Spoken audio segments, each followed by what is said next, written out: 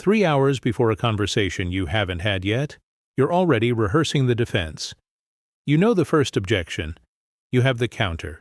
You know the second one, the guilt angle, the "after everything I've done" opener. And you have the counter for that too. You've picked the tone. Firm but not cold.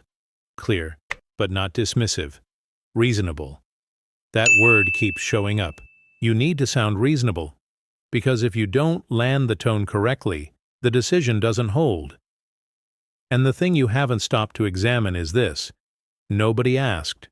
The other person hasn't spoken. The conversation hasn't started. And you've already spent 3 hours preparing a legal brief for a jury that hasn't been convened. You scheduled the trial.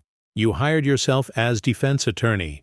You've been sitting in the defendant's chair for an entire afternoon for a decision you already made about your own life that the other person hasn't questioned yet. This is what the explanation reflex looks like from the inside. And this video is about what happens the moment you stop showing up to trials you scheduled yourself. Here's what I want you to notice before we go any further. The rehearsal isn't one conversation, it's a system. It runs across every domain. You've pre-explained the career move to the friend who didn't ask. You've defended the dietary change to the colleague who mentioned it once, in passing, 4 months ago. You've justified the boundary to your partner in advance, preemptively before they reacted, to soften a reaction that hadn't happened yet. You explained your weekend plans in a text message to someone who asked, "What are you up to?" As small talk. You explained the apartment you chose to your father like it was a proposal waiting for approval. You've explained out loud, alone in your car, to no one, a decision about your own body that affects exactly one person, and that person is you. The reflex is everywhere, and it's expensive, not emotionally, operationally. That's what this video is about. Not confidence, not "stop caring what people think." That's a bumper sticker. This is a behavioral audit. The reflex has a specific origin, a measurable cost, and a structural consequence. And once you can see all three, the whole architecture becomes something you can actually change. 3 tools. Let's start with where this came from. The moment I saw the invoice system wasn't a breakthrough, it wasn't therapy, it wasn't a book, it was a Tuesday in November. I was in my car driving to the grocery store, and I was explaining my diet to my father. Out loud. Not on the phone, not planning a call. Just talking to the windshield, in the voice I use when I'm rehearsing, giving him the rationale for why I'd stopped eating the way I ate at his house. He hadn't asked. He wasn't going to ask. He lives in another state. We hadn't talked about food in 4 months, and I was making the case, out loud, to nobody, for a decision I'd made 6 weeks earlier, about my own body, in my own apartment, that touched no one's life but mine. I stopped at a red light and just sat there. Because I realized I wasn't rehearsing for him. I was rehearsing for the version of him that lived in my head, the one installed somewhere around 1994. The real man hadn't billed me. The internal one never stopped. That's when I started looking at where the invoice system actually came from. Here's the forensic trace, and I want to be specific about it, because this isn't about assigning blame. It's about making the behavior legible. In some households, "because I want to" is not an acceptable answer. Not because the adults are cruel, because they were raised inside a system where decisions required justification as a sign of respect, where explaining yourself was how you demonstrated that you'd thought things through, that you weren't being reckless, that you cared about the people in the room. Silence in those environments reads as defiance. Explanation buys peace, so you became fluent in the currency, not because you were weak, but because it worked. That's the part that makes the reflex so durable. It wasn't a mistake. It was a functional adaptation. The problem is that the adaptation didn't update when the environment changed. The software that kept the peace at your parents' dinner table is now running in the text message to your college friend explaining why you can't make dinner. In the long voice note, you sent your sibling about a decision that was already made. In the internal monologue you rehearse before telling your partner you don't want to go to the event. The invoice system left the house. You took it with you, and it's been running on every relationship you've had since, without you ever examining whether those people asked for it. Here's the structural consequence nobody talks about. Every explanation you volunteer, unsolicited, preemptive, unrequested, establishes a precedent, not as an explicit contract, as a trained social expectation. The first time you explained a major decision to your father, it was a courtesy. The third time, it was a pattern. The 10th time, it was a contract. And now, when you make a decision without explaining, the silence isn't read as a decision being made. It's read as a decision being withheld. The explanation became the baseline. The silence became the deviation. You didn't do this intentionally. You were being considerate. But consideration repeated without a frame becomes the floor. And the floor is very hard to raise, which is what the first tool is about. The explanation audit. Here's what tells you this is a pattern and not a personality trait. You don't run it everywhere. Think about the last 10 decisions you made and who you felt compelled to explain them to. You didn't explain your lunch order to your manager. You didn't justify your route home to anyone. You didn't text 3 paragraphs to your barista about why you switched to oat milk. But you spent 20 minutes pre-explaining your career pivot to your father before the call. You rehearsed the justification for your new relationship to your mother for 2 days. You sent a long message to your college friend about why you can't make the birthday dinner. A message longer than some essays you wrote in school for a person who asked, "Will you be there?" and nothing more. The reflex is targeted, and the target reveals the installation source. 1 page, 3 columns, column 1. List every person or context where you currently feel compelled to explain personal decisions. Not professional ones where explanation is legitimately required. Personal ones where the explanation is volunteered. Your mother, your older sibling, your college best friend, your partner about how you spend solo time, your manager when it comes to personal days. List everyone. Don't filter. Column 2. Next to each name, write the decision type you most consistently explain to them. Career choices, relationship structure, how you spend money, your body, your social choices, how you use your time on weekends. Column 3. This is the one that detonates things. Next to each entry, answer this honestly. What specific outcome are you trying to prevent with the explanation? Not, I want them to understand. What are you trying to avoid? Disappointment, withdrawal, the specific quality of silence that reads like judgment. That particular tone that makes you feel 8 years old again. I just don't want the conversation that follows if I don't explain. Column 3 is where the invoice becomes visible, because the consequence you're trying to prevent is almost always a consequence that was once delivered by someone from the same system. You're not explaining to this person, you're explaining to the original invoice sender, routing the payment through whoever is currently in the room. Look at your column 3 entries, the specific disappointment, the specific withdrawal, the specific silence you're trying to avoid. Does it remind you of someone? Not the person in column 1. Someone earlier. Someone in a room you no longer live in. You're not paying 10 different invoices. You're paying 1 invoice addressed to 10 different people from the same original sender. And here's the part that should stop you cold. The original sender stopped billing you years ago. You've been paying a debt that was cleared to people who never issued it, because nobody told you the account was closed. If this is landing for you, hit subscribe. I post content like this regularly. Frameworks that get into the actual wiring underneath behavior, not the motivational version of it. The next one builds directly on what you're learning right now. That's the map. Now let's talk about what it costs. Every time you choose to explain instead of letting the decision stand, you're running a cost-benefit calculation. But you're only running it on one side. You calculate the cost of not explaining. The friction, the disappointment, the conversation you'd have to sit through. You don't calculate the cost of explaining. It never felt like a cost. It felt like the sensible, relationship-preserving choice.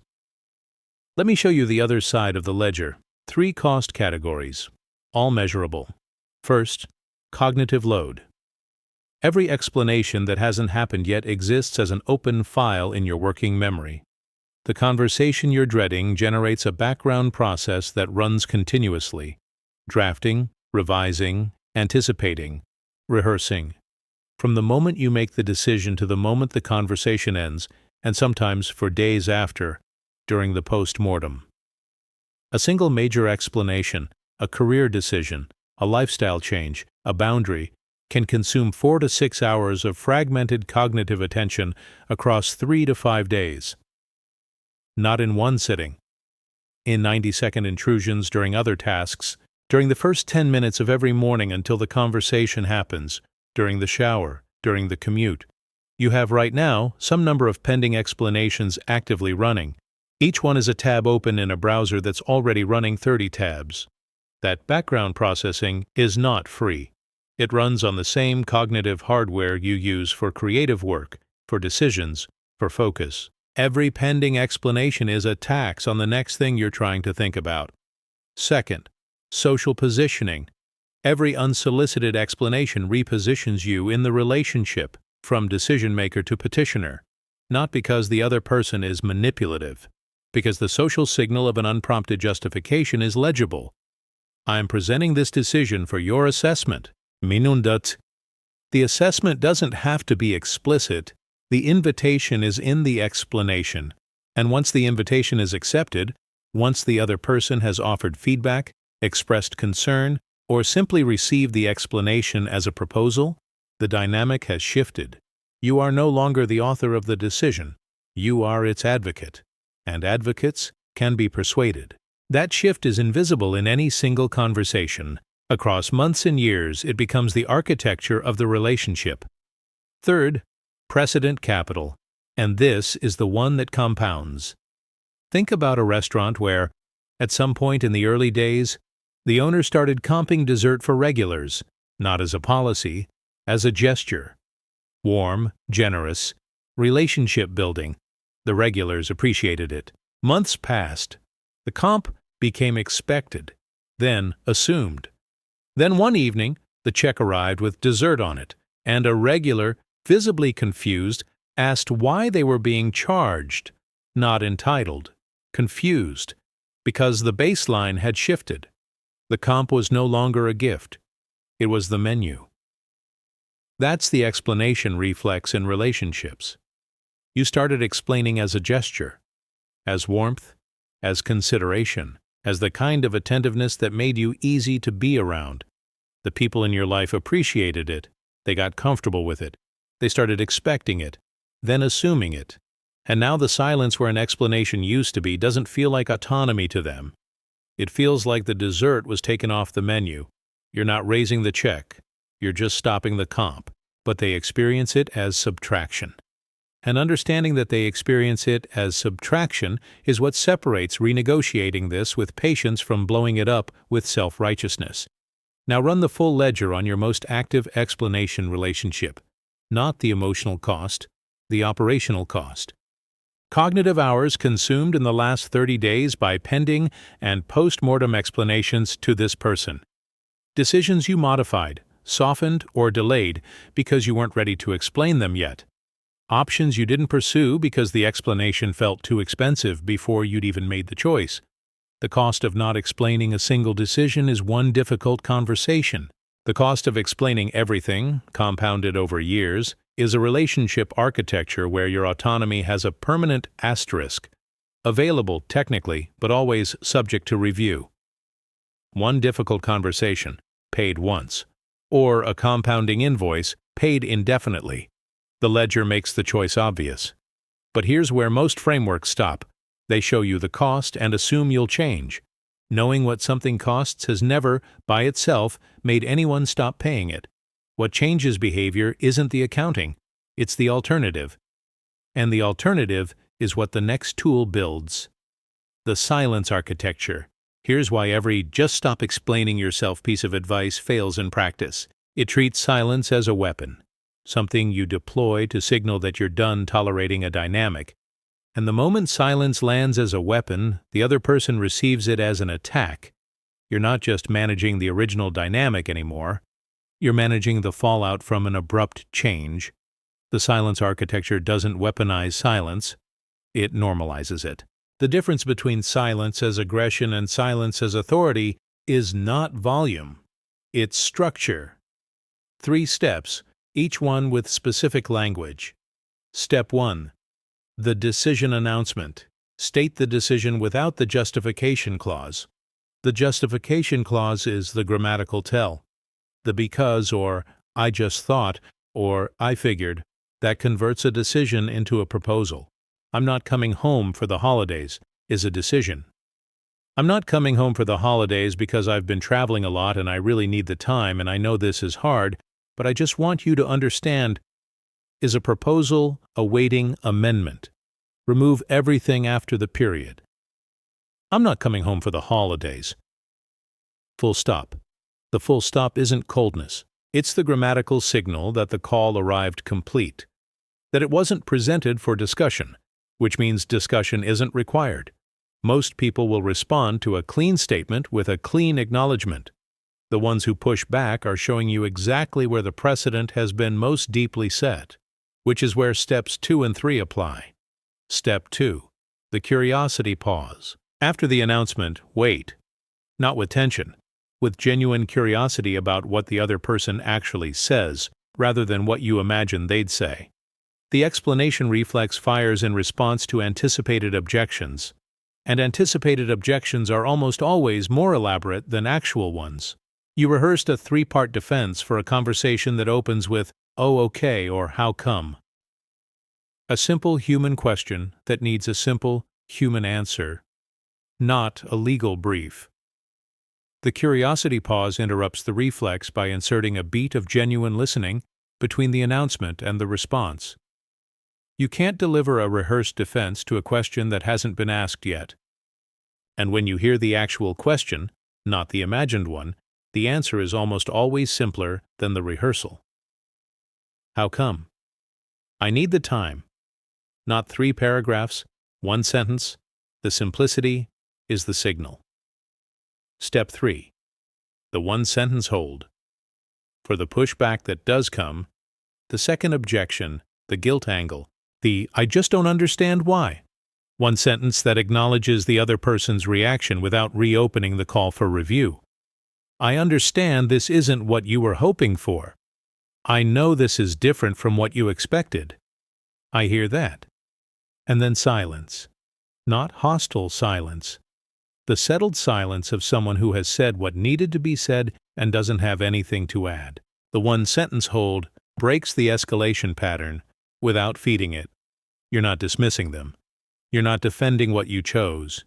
You're acknowledging their reality without treating it as a vote. Acknowledgement without concession. Presence without petition. Now step back and see what the full audit has revealed. You walked into this video with a behavior you'd been calling a personality trait. I just over-explain, that's how I am. Here's what it actually is. A social tax installed in a specific environment, applied to every relationship without examination, paid at a compounding cost you'd never calculated, and maintained not by weakness, but by a trained reflex that was functional once and is expensive now. The explanation audit shows you the map. Every room where you're paying, every person you're paying, and the original sender you've been paying through all of them. The cost ledger shows you the real price, not the emotional discomfort of explaining, the cognitive hours, the structural repositioning, the precedent capital you've been surrendering with every unsolicited justification. The silence architecture gives you the exact behavioral protocol to withdraw the contract. Not with confrontation, not with coldness, but with the clean structural language of someone whose decisions arrive complete. The people who matter will adjust. Not immediately. There's friction because you're renegotiating a contract they didn't know existed. Some will ask more directly, "Why won't you just explain this to me?" And the honest answer, the one you'll finally be able to give, is, "Because I already decided, and the decision is complete." You've been holding trials in your own head for years, scheduling them before anyone asked, preparing the defense before the charge was filed. The cost, the cognitive overhead, the social positioning, the precedent compounding every time you paid, has been running quietly in the background of every relationship where the invoice was installed. You don't pay it off in one conversation, but you stop the compounding the moment you deliver one decision without the justification clause. Here's what you do before this day ends. Pick one decision you've already made, something you've been holding, mentally annotated, with a pre-written explanation, ready for the person you anticipate will question it. Not your biggest, oldest, most complicated explanation relationship. A medium one, a decision that matters but won't detonate the room. Tell them the decision. One sentence, clean period. No, because. No, I figured. No, I know this might seem sudden, but. The decision, stated. Then wait. With the genuine curiosity of someone who just stopped performing and started listening. See what they actually say, not what you rehearsed them saying. And notice, in the silence after the announcement, the specific quality of your own discomfort. The reflex has a physical signature. It lives in the throat, a forward pressure, like something moving toward the exit before you've decided to open the door.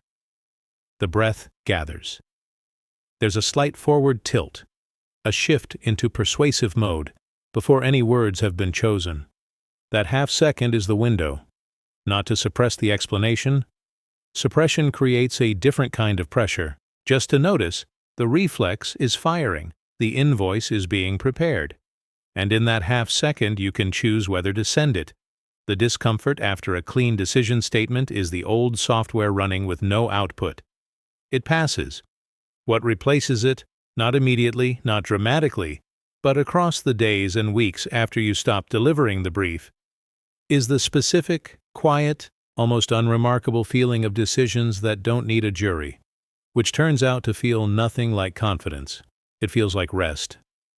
The first unannotated decision is the hardest one, not because silence is difficult, but because you've spent years treating it as a cost, as something to be paid for with explanation.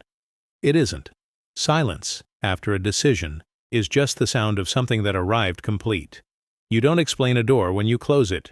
You close it, and the room rearranges itself around the fact that the door is closed.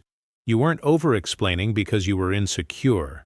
You were paying an invoice that was installed in a room you no longer live in, forwarded, automatically, to everyone who matters to you now, at a cost you never calculated because you were too busy preparing the defense to run the ledger.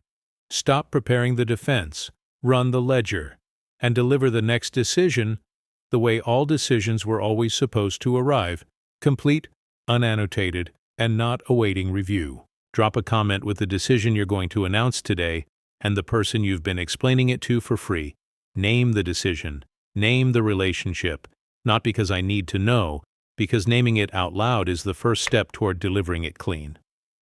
Subscribe for more content that reverse engineers the invisible systems underneath behavior. Not the motivational version, the operational one.